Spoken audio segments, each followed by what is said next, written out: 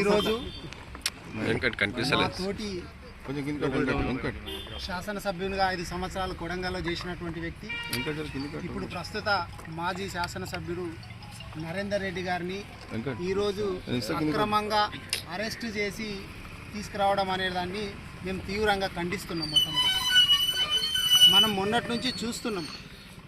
అది రాష్ట్రంలో ఏ నియోజకవర్గమో కాదు, స్వయాన ముఖ్యమంత్రి గారు ప్రాతినిధ్యం వహిస్తున్నటువంటి కొడంగల్ నియోజకవర్గం. ముఖ్యమంత్రి గారు ఇట్లా బేసేజాలకు ఎందుకు పోతున్నారు? అసలు ఇది చాలా చిన్న ఇష్యూ. ఎందుకంటే మా హయాం లోపల బీఆర్ఎస్ పార్టీ అధికారంలో ఉన్నప్పుడు చాలామంది రైతులతోటి మాట్లాడి వాళ్ళను ఒప్పించి మెప్పించి ఎన్నో ప్రాజెక్టులు కట్టారు కేసీఆర్ గారు కూడా.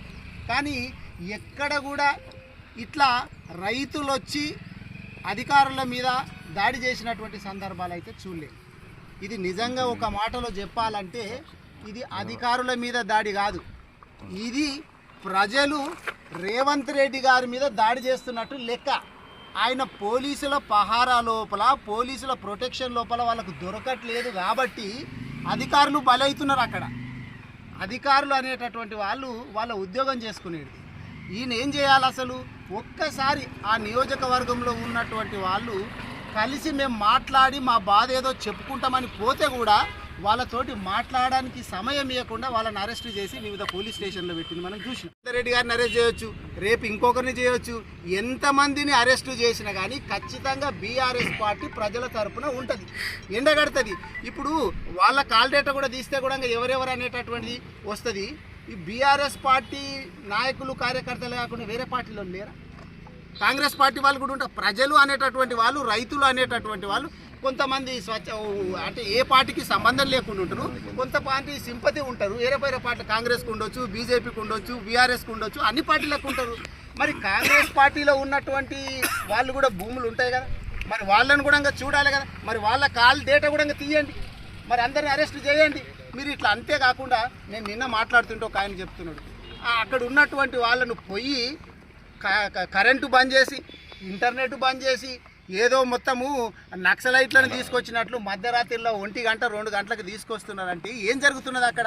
అక్కడ ఉన్నటువంటి ప్రజలంతా, తండాల వాళ్ళు కావచ్చు, గ్రామాల ప్రజలందరూ కూడా భయభ్రాంతులతోటి ఎప్పుడు పోలీసు వాళ్ళు వస్తారో మమ్మల్ని ఎవరు పట్టుకపోతారని చెప్పి భయభ్రాంతులతోటి బతుకుతూ ఉన్నారు. వాళ్ళని తీసుకొస్తున్నారు. తీసుకొచ్చేసేసి ఇప్పుడు అందులో కొంతమంది ఉద్యోగస్తులు కూడా ఉన్నారంట. నిన్న నాకు ఒక పిల్లగాడు చెప్తున్నాడు, పంచాయతీ ఇప్పుడు సెక్రటరీగా, విలేజ్ సెక్రటరీగా పనిచేస్తున్నారంట. ఆ పిల్లగాడు లేనేలేడంటాడు. ఆ పిల్లగాడు లేనేలేడు. వాళ్ళ కుటుంబ సభ్యులు రైతులు ఎవరో ఉండి అక్కడ ఉంటే ఆ పిల్లగాని తీసుకొచ్చిందట. అరే నేను లేను, మీరు పెట్టినటువంటి సర్వేనే నేను సర్వే చేయడానికి పోయినా రాత్రి 8 గంటలకు 9 గంటలకు వచ్చిన. మా కుటుంబ సభ్యులు రైతులు అక్కడ ఉండి ఉంటారు, వాళ్ళ దాన్ని పెట్టి నన్ను తీసుకొస్తే ఎట్లా అని చెప్పి ఆ పిల్లగాడు ఏడుస్తున్నాడు. ఆ ఉద్యోగంకి ఏం కాబట్టి ఆలోచన చేయాలి ముఖ్యమంత్రి గారు. ఇప్పటికైనా కానీ బేసజాలకు పోకూడదు. రైతులను ఒప్పించి మీరు పరిశ్రమలకు బీఆర్ఎస్ పార్టీ వ్యతిరేకం కాదు, కానీ ఎటువంటి పరిశ్రమలకు వ్యతిరేకం అంటే అక్కడ పొల్యూషన్ వచ్చేటటువంటి పరిశ్రమలు పెట్టి కాదు, రైతు ముసుగులు వచ్చి అక్కడ. ఇప్పుడు హైదరాబాదితులు మీరు చూసిండ్రు, కాంగ్రెస్ పార్టీ పట్టించుకోకపోతే తెలంగాణ భవన్కు హైదరాబాదితులు 100 మంది ఆడికి వచ్చింది. మరి అట్లాగే ఇక్కడ మమ్మల్ని కాంగ్రెస్ పార్టీ నాశనం చేస్తుంది, మా భూములు గుంజుకుంటుండ్రు అని చెప్పి రైతులు ఎవరైనా కావచ్చు, ఏ పార్టీ వాళ్ళైనా కావచ్చు, ఫోన్లు చేసినప్పుడు ఎత్తకూడదా? మేము మాట్లాడకూడదా? కాంగ్రెస్ పార్టీ వాళ్ళు ఫోన్ చేస్తే కూడా ఎత్తుతాము. కాంగ్రెస్ పార్టీ వాళ్ళు కూడా చేస్తున్నారు, మాకు కూడా ఇట్లా ఇబ్బంది అవుతున్నదని చెప్పి పాపం చెప్పుకునికే వాళ్ళు కూడా నామూసి పడుతున్నారు. కానీ నిజంగా చెప్పాలంటే ఇప్పుడు గ్రామాలలో కాంగ్రెస్ పార్టీ వాళ్ళు కండువా వేసుకొని తిరగనికే భయపడుతున్నారు. ఎందుకంటే వీళ్ళు రాసిచ్చినటువంటి 6 గ్యారంటీ అనేది ఒకటి మంచిగా పత్రం పెట్టుకున్నారు లోపల. కాంగ్రెస్ వాళ్ళు ఎప్పుడు పోతే దాన్ని తీసి మూతి మీద చూపించేటట్టున్నారు, చూస్తున్నారు, భయపడుతున్నారు. ఇప్పుడు కాంగ్రెస్ వాళ్ళు ఊళ్ళల్లో తిరగాలంటే ఇప్పుడు రేపు ఎలక్షన్లు చూడండి, రేపు ఎలక్షన్లు వస్తే కాంగ్రెస్ కాండువా వేసుకొని అడగరాలు ఓట్లు, నేను ఒట్టి అని నిలబడ్డా చెప్పి ఓట్లు అడిగేటటువంటి పరిస్థితికి కాంగ్రెస్ వాళ్ళ పరిస్థితి అంత ఘోరంగా దిగజారిపోయింది. మాట్లాడడం అనేటటువంటిది ఎవ్వరు ఫోన్ చేసినా మేము వెతుకుతాము, మేము ప్రజాసేవలో ఉన్నాము, ఖచ్చితంగా మాట్లాడతాము. ఈ పార్టీ ఆ పార్టీ అనేది ఏ పార్టీ వాళ్ళు ఎత్తినా పార్టీలకు సంబంధం లేని వాళ్ళు ఫోన్ చేసినా కానీ మేము పోవచ్చు. ఆయన సొంత నియోజకవర్గము, ముందు ఎమ్మెల్యే కదా, ఎమ్మెల్యే అయినాకనే ముఖ్యమంత్రి అవుతారు కదా, అక్కడికి పోవాలి. లేకపోతే ఆయన క్యాంప్ ఆఫీస్కో ఇంటికాడికో రైతులను పిలిచి మీ బాధ ఏంది చెప్పండి, అసలు మీకు ఏం కావాలా మాట్లాడితే అది ఈజీగా సంసిపోయేటటువంటి సమస్య. దాన్ని గోరంతా ఉన్నదాన్ని కొండంతా చేసుకున్నది ఇది మొత్తము మొత్తము రేవంత్ రెడ్డి గారి పాలన లోపల అధికారులు ఏ విధంగా బలి అవుతున్నారు అనే దానికి ఇది నిదర్శనం అని చెప్పాలి. ఇప్పుడే సోదరుడు మన మహేష్ రెడ్డి గారు చెప్పినట్టు కలెక్టర్ గారు ఏం చెప్తున్నారు, దాడి అనేటటువంటి పదమే వాడకండి, నా మీద దాడే జరగలేదని చెప్తే మరి అరెస్టులు ఎందుకు చేస్తున్నారు? మీరు చెప్తున్నదే దాడే జరగలేదు అన్నప్పుడు స్వయంగా కలెక్టర్ గారే చెప్తున్నారు. స్వయంగా కలెక్టర్ గారు దాడి జరగలేదు అని చెప్పినప్పుడు మీరు అరెస్టులు చేయాల్సినటువంటి అవసరం ఏంది?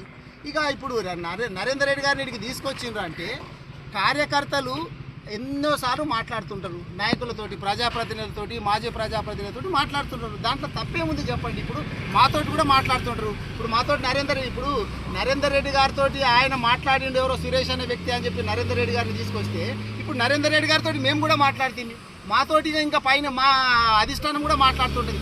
అంటే మొత్తం రాష్ట్రాన్ని మొత్తము జైలుకు పంపించాలని చెప్పి ప్రయత్నమా? ఎంతమందికి జైలుకు పంపించాలి?